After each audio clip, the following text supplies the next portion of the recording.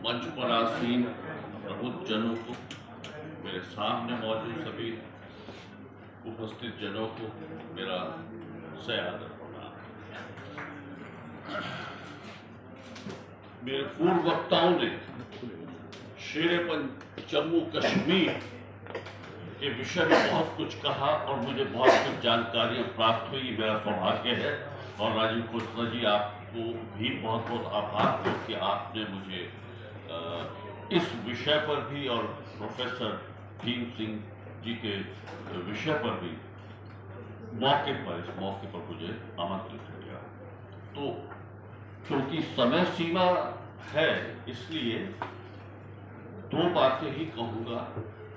और आजकल क्योंकि बहुत उस दौर से हम गुजर रहे हैं जहां हमारे जवानों ने ऑपरेशन सिंदूर के जरिए इस देश का शौर्य, इस देश की सेना का जो पराक्रम शौर्य कायम रखा है, हम उसको बार बार जितना भी प्रणाम करें, नमन करें, वो कम है। लेकिन एक बात मेरे जहन में आती है और वो भी मैं कम से कम शब्दों में कह दूंगा कि साहब, हजारों करोड़ों की मिसाइलें, हजारों करोड़ों का ये डिफेंस सिस्टम हमने बनाया हुआ है, व्यर्थ है, अर्थहीन है।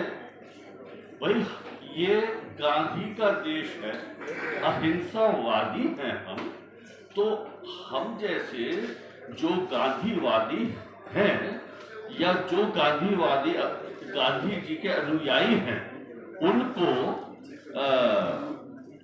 सरहदों पर बैठाकर चरखा दे दिया जाए तो जब गांधी जी की विचारधारा से, गांधी जी की लाठी से, चरखे से अंग्रेज भाग गए थे, तो ये पाकिस्तानी क्या चीज है?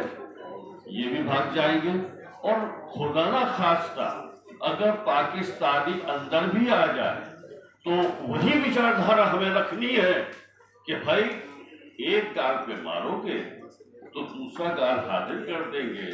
दिल्ली लोगे, हरियाणा भी देंगे, पंजाब भी देंगे, 75 करोड़ भी देंगे।